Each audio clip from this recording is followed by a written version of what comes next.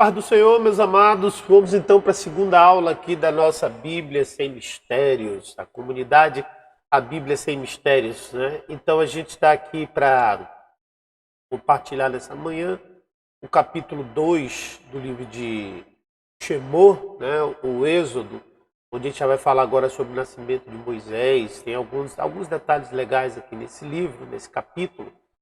E a gente vai começar. Esse livro, ele também tem aqueles mesmos detalhes que nós falamos no livro de Gênesis, que são chamados de paraxás, ou trechos, né? Paraxás são conjunto de versículos, de passuks, são passagens do Antigo Testamento, isso da Torá, na verdade. Isso os judeus eles fazem essa divisão de paraxás para ler a Torá todos os anos, e eles leem em família, onde todos os dias eles leem uma porção, que essas porções são chamadas paraxás, e no sábado, no Shabá, eles então juntos fazem um resumo. Essa paraxá de hoje, que a gente está lendo agora, que vai do capítulo 1 até o primeiro versículo do capítulo 6, chama-se Shemot, o mesmo nome do livro do Êxodo. Certo?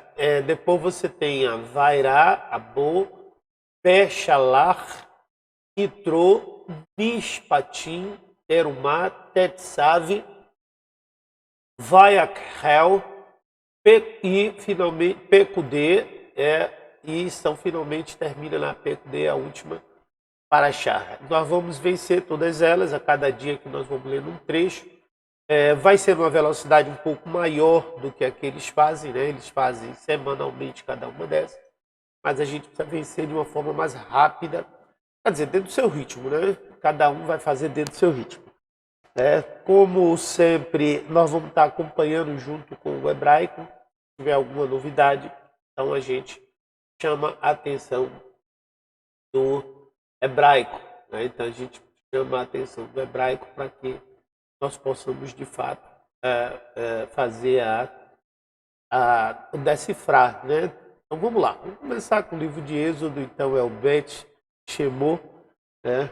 Bet Shemot, Bet, porque é o número 2, e vamos ler um trecho, os primeiros versículos, que dizem assim: foi um homem da casa de Levi e casou com uma filha da casa de Levi. E a mulher concebeu e deu à luz a um filho, e vendo que ele era formoso, escondeu-o por 3 meses.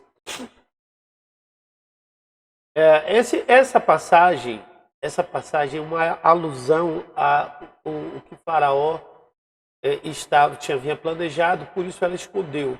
Porque a ordem, a última lei que nós ouvimos sobre Faraó, nós vimos que ele tinha determinado, estabelecido que todos os filhos homens fossem jogados no rio. Então, aqui ela escondeu esse filho por 3 meses. A gente sabe que era Joquebede, a gente sabe que era mãe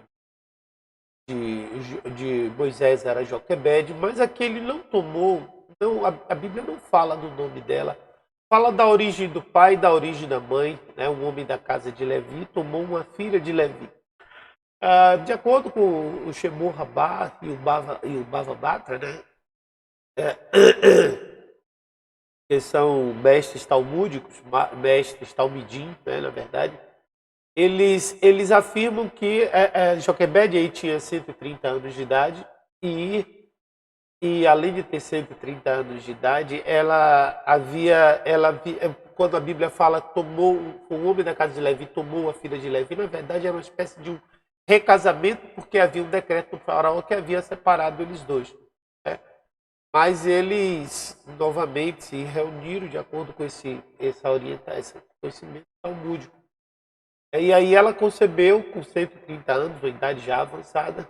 A gente achou que essa idade já tinha sido reduzida, mas aqui há novamente um registro bíblico de que isso aconteceu novamente, e ela deu luz a um filho, o qual ela escondeu por 3 meses. E aí, como ela não pôde mais esconder, ela precisou tomar uma atitude, que é o que a gente vai ver aqui agora. A Bíblia diz assim, não podendo mais escondê-lo, tomou uma arca de juncos, revestiu com barro e betume, e pondo nela um menino, a pôs nos juntos à margem do rio. E sua irmã postou-se de longe para saber o que lhe havia de acontecer.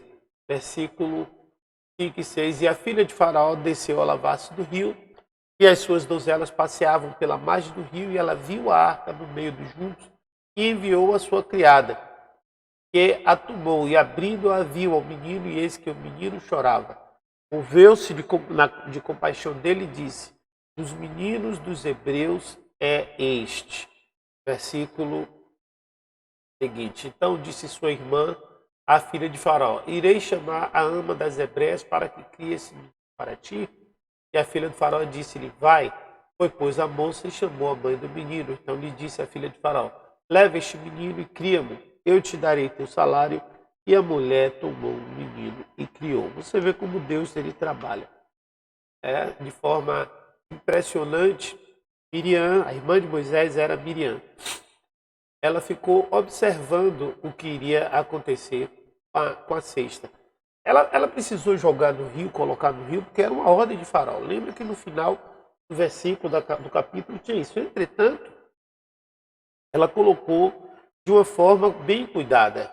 E aconteceu que aprove o Senhor a colocar o que? A filha de Faraó no meio do caminho, para que a filha de Faraó pudesse, então, pegar a criança. Né? Enquanto ela se banhava lá no rio, ela viu a cesta, no meio do junco, e mandou uma funcionária sua pegar. E aí pegou e viu que era uma filha de hebreu. E aí quem chega lá, tem um detalhe também, deixa eu ver se aqui tem em português. Deixa eu ver se tem aqui em português. Sim, o menino chorava, né? Quando ela abriu, ela viu que o menino chorava. E esse choro de Moisés, né, da criança ali, acabou tomando o coração da filha de Faraó, e ela ficou realmente apaixonada pelo menino e decidiu criar. E ela identificou logo que era filha de um hebreu, era de origem hebreia, né? E ela quando Miriam viu, então se aproximou. A Bíblia fala aqui que a irmã, então a irmã disse sua irmã, a filha de Faraó. A irmã, sua irmã era Miriam, né? A irmã de Moisés. Disse a irmã dele, no português disse sua irmã, às vezes dá para entender, talvez que fosse irmã do Faraó, mas não era. Irmã de Moisés, certo? E aí ela dá a sugestão. A sugestão em português disse-lhe, leva este menino, cadê? Depois a moça, chama uma mãe, não, chama uma ama das hebreias, né? O que a ama é uma figura que praticamente já não existe mais, mas a ama é uma mãe de leite, né? No hebraico, a palavra que está lá é amamentadora, dentre as ivriotes, dentre as hebreias, ivriotes. E ela amamentará o menino para ti. Você vê que no português isso fugiu. Diz assim,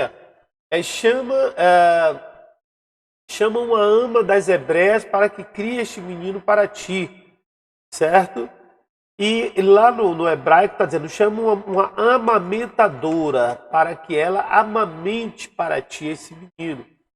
Então, no passado você tinha essa figura da ama de leite, hoje você não vê mais.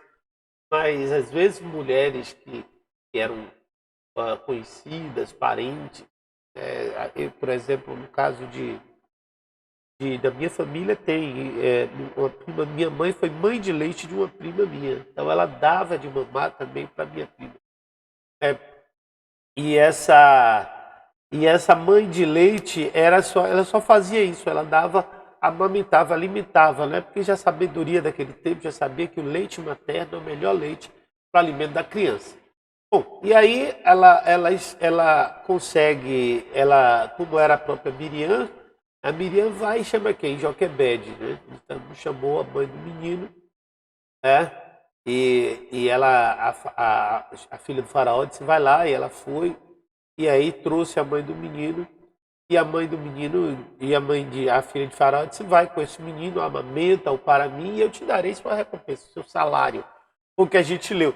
Então é interessante como a Bíblia mostra como Deus ele trabalha provendo de todos os lados, que a própria mãe acabou cuidando do próprio filho, e nisso desenvolveu o amor maternal, a fraternidade necessária, o amor, o apego necessário para que Moisés permanecesse com seu amor pelo seu povo, né, e não houvesse um desvio, né, dos sentimentos de Moisés por um momento que ele seria necessário para ser usado por Deus, como nós vamos ver mais adiante. Vamos continuar a leitura.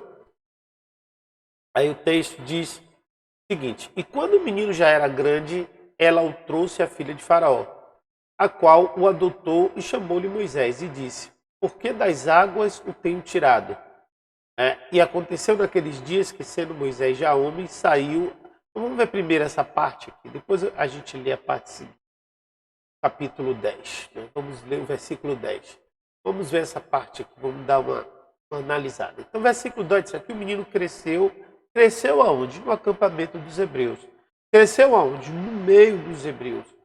Então, ele cresceu lá entre os hebreus. Ele não cresceu fora. Ele cresceu entre os hebreus. E depois disso, a Joquebede traz, né, o menino para a filha de Faraó, e a filha de Faraó o adota e o chama de Moisés, né, Moshe, que significa pois das águas retirei, né, Mishitirro em hebraico. Né? Então significa, essa palavra, pois das águas se retirei, o Moshe é uma contração, né? Uma contração dessa palavra que acabou gerando esse nome. Né? Mas o amor, os primeiros anos de Moisés foram entre os hebreus. O primeiro tempo de vida dele foi entre os hebreus, então ele criou essa afeição por aquele povo. Agora sim a gente pode passar para o versículo seguinte. Foi mal dividido aqui na transição que a minha estagiária fez. Então vamos lá. Porque das águas tenho tirado, e aconteceu naqueles dias que, sendo Moisés já homem, saiu a seus irmãos e atentou para as suas cargas. E viu que um egípcio feria um hebreu, homem de seus irmãos. E olhou um e a outro lado, e vendo que não havia ninguém ali, matou o egípcio, e escondeu-o na areia. E tornou a sair no dia seguinte, e eis que 2 homens hebreus contendiam, e disse ao injusto: por que feres o teu próximo? Qual disse: quem te tem posto a ti por maioral e juiz sobre nós? Pensas matar-me como mataste o egípcio? Então temeu Moisés e disse: certamente esse negócio foi descoberto. Bom, aí você tem um momento crucial na vida de Moisés, né, aonde ele tinha um verdadeiro sentimento pelos seus irmãos, ele amava de fato seus irmãos, e ele tinha essa raiz hebraica, né? Ele tinha esse cuidado, ele tinha esse amor pelo povo hebreu. Ele tinha realmente esse apego, e ele foi ver como é que estavam os irmãos. Ele se reconhecia, ele se identificava, mesmo sendo criado na corte de Faraó, mas ele se identificava com o povo hebreu. Tanto que ele foi lá para ver o que estava acontecendo com o seu povo. Deixa eu só dar uma ajustada aqui no som, rapidamente. Então, ele foi ver o que estava acontecendo com o povo hebreu. Né? E aí a Bíblia fala que ele viu um egípcio atacando um hebreu. Então ele viu, e aquele sentimento de compaixão dele pelo seu povo, certo? Ele então tentou fazer justiça com as próprias mãos. Ele olhou para um lado, olhou para o outro, não tinha ninguém. Aí matou o rapaz, golpeou o judeu, o egípcio, né, e matou e o escondeu. E aí depois ele novamente resolve lá dar uma olhada no meio do povo, e aí tinham dois homens hebreus brigando, dois descendentes, dois irmãos seus brigando. E um deles espancava o outro, né? Aí ele chegou para o malvado, né, para o perverso, e disse: por que você bate no seu companheiro? Dois hebreus brigando, ele achava estranho aquilo, porque diz os talmidins, né, os estudantes da Torá, que Moisés já estudava a Torá. A Torá, amados, apesar de ter sido entregue, escrita, a Torá escrita, foi entregue para Moisés lá no Monte Sinai, mas a Torá oral, de acordo com a tradição judaica, já era ensinada. E observe se essa frase não é uma frase típica de quem está realmente na Torá, né? Por que fazes isso com seus companheiros? Por que você está batendo no seu companheiro? Né? E aí, o que acontece? Aquele perverso já tinha visto o que Moisés tinha feito, o malvado tinha visto, e aí disse para Moisés, né? Disse: olha, quem te nomeou homem, príncipe, juiz sobre nós? Em matar você me fala como assassinaste o egípcio. E Moisés teve medo e foi embora, né? Aqui o texto aqui em português fala matar-te, no português fala injusto, fala inferes ao teu próximo, né? O que são designações oriundas justamente da Torá. É esse comportamento, essa forma de agir, mesmo que anterior não tenha sido, né? Mas vamos dar continuidade aqui ao estudo, à leitura do texto. Aí o versículo 15 diz assim: ouvindo, pois, Faraó este caso, procurou matar a Moisés. Mas Moisés fugiu de diante da face de Faraó e habitou na terra de Midian e assentou-se junto ao povo. Então, o que aconteceu? Vamos ver. E o sacerdote de Midian tinha 7 filhas, as quais vieram tirar água e encheram os bebedouros para dar de beber ao rebanho do seu pai. Então vieram os pastores e expulsaram elas dali. Moisés, porém, levantou-se, defendeu-as e deu de beber ao rebanho. E voltando elas a Reuel, seu pai, ele lhe disse: por que hoje tornaste tão depressa? E elas se disseram: o homem egípcio nos livrou das mãos dos pastores, e também nos tirou a água em abundância e deu de beber ao rebanho. Bastante coisa aí para a gente ler agora. Vamos lá. Aqui, o que a gente observa? Nós observamos aqui o seguinte: Moisés, quando Faraó soube, né, acabou sabendo dessa informação que o egípcio tinha visto Moisés assassinar, o hebreu tinha visto Moisés assassinar o egípcio. Então, o Faraó resolveu matá-lo, porque todo mundo sabia que Moisés era hebreu, mas não era não era escondido, como às vezes deixa transparecer um fio do outro. Então, Moisés, todo mundo sabia que era hebreu. E Faraó, com isso, quando soube que ele tinha matado um de seus irmãos, então desejou matá-lo também, né? Moisés fugiu diante da face de Faraó e assentou na terra de Midian, e assentou sobre um poço. Quando chegou lá no poço, ele viu as 7 filhas de Reuel, sacerdote de Midian, que estavam tirando água, né? Era um sacerdote assim, de acordo com Tarhumá Shemô, que é uma das Talmudes, né, um dos Talmudes, o Tarhumá Shemô, ele diz que esse sacerdote, ele era um proeminente sacerdote que abandonou a idolatria, porque a terra de Midian é uma terra de idolatria. Por isso eles baniram, por isso ele estava afastado. Mas o sacerdócio dele, ele não havia perdido, né? Eles não haviam perdido. Então eles vieram, as meninas estavam ali, as filhas dele estavam lá para tirar água para o seu rebanho. Então vieram pastores, afugentaram, e levantou-se Moisés e salvou, né? e pá, foi lá, se meteu, fez aquela... Expulsou os pastores, ele sozinho, né? E aí, o que que acontece? O que que acontece? Elas deram água de beber para os seus gados e voltaram e para Reuel, que era o pai delas, e disse: por que vos apressais de vir hoje? E elas disseram: um homem. Interessante é isso. Como é que como é que Moisés foi identificado? Moisés foi identificado como um homem egípcio, um homem mitzri. Por que Moisés foi identificado como um homem egípcio? Pelas vestes e pela aparência. Então, Moisés, apesar de ser hebreu, coração hebreu, ele tinha essa aparência egípcia nas vestes, na forma de se vestir. Por isso, ele foi identificado como egípcio, né? Então, um homem mitzri, um homem egípcio, nos salvou das mãos dos pastores e também tirou água, né, para nós e deu de beber o gado. Né? E aí,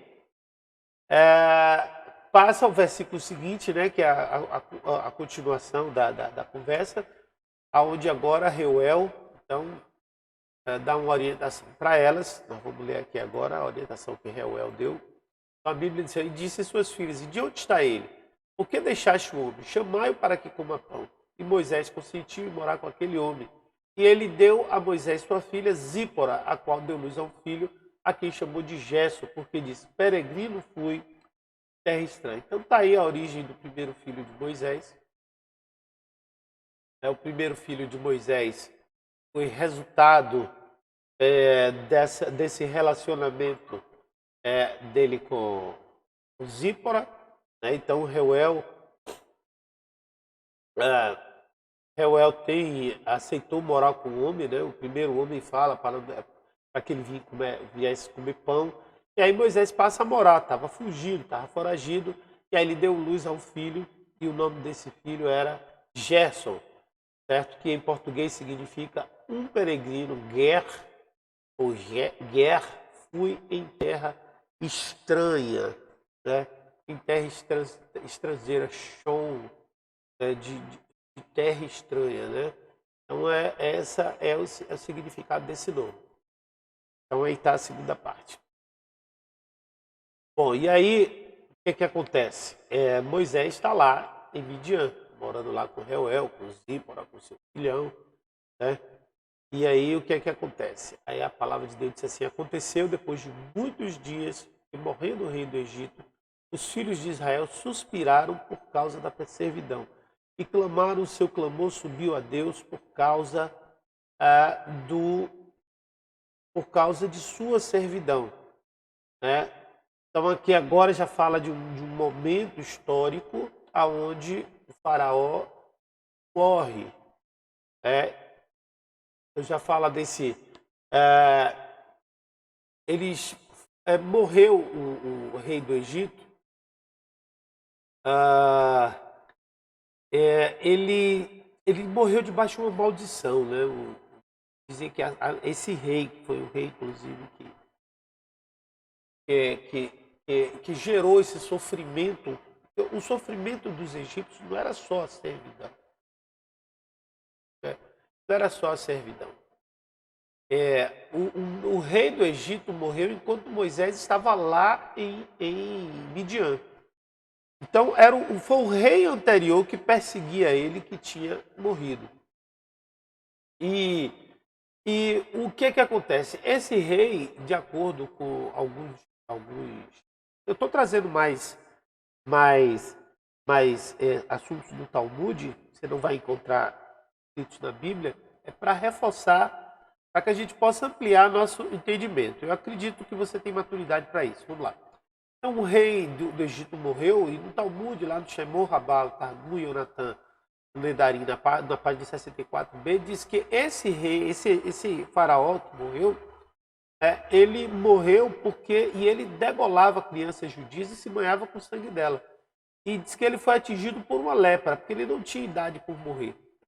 Então ele morreu de lepra, né? Morreu leproso. E aí o que acontece? Aí o povo de Israel clamava, porque não era só a questão do trabalho, era a questão dessa angústia que eles passavam por causa dos seus filhos. Os filhos eram mortos dessa forma. E a gente sabia que ele perseguia os filhos de Israel, né? E aí o versículo 24 e 25, são os dois últimos, diz assim: e ouviu Deus o seu gemido e lembrou-se Deus de sua aliança com Abraão, com Isaac e com Jacó. E viu Deus os filhos de Israel e atentou Deus para a sua condição. Então aqui fala, essa questão são tudo antropomorfismos, né? Ou seja, é não sei, não é bem um antropomorfismo. O antropomorfismo é quando você traz a Deus ou um anjo em forma humana. Mas são metáforas para que a gente possa entender, né? Porque no hebraico, a palavra no português, ela está um pouco abrandada, quando diz assim, ó, ouviu Deus o seu gemido. No hebraico, a palavra que está lá é ouviu Deus os seus gritos. Então, eram gritos altíssimos, né? Clamores mesmo, que eles faziam de tanta dor que eles passavam, né? Quando acontecia isso. Então, Deus retoma, essa palavra lembrou, é uma palavra que não é uma palavra que ela vai ser exatamente a palavra lembrou, né? Essa palavra lembrou, ela é uma adaptação para o português. Na verdade, é como se Deus dissesse assim: chegou o tempo do pacto ser retomado, né? Então, que pacto é esse? Era a aliança, o acordo, a convenção, o concerto que ele tinha com Abraão e com Isaac e com Jacó. Então, ele retoma de volta, principalmente com Abraão. Ele cita dentro dessa ordem Abraão, Isaac e Jacó, pela questão da própria herança, né? E isso, Elohim, né? A palavra que é utilizada aí é Elohim. Eu sempre chamei a atenção nisso no livro de Gênesis. Estou chamando aqui agora. Não é o nome, não é Hashem, não é o nome, não é Jeová, né? É Elohim. Por quê? Porque isso tem a ver com atributo, não tem a ver com a ação ou com o poder. E assim ele ficou sabendo e ele ouve e ele vai tomar uma providência, que é o que nós veremos no próximo capítulo. Tá bom? Então esse aí foi Êxodo capítulo 2, também é fantástica essa história, eu amo demais. E nos vemos na próxima aula, que Deus abençoe.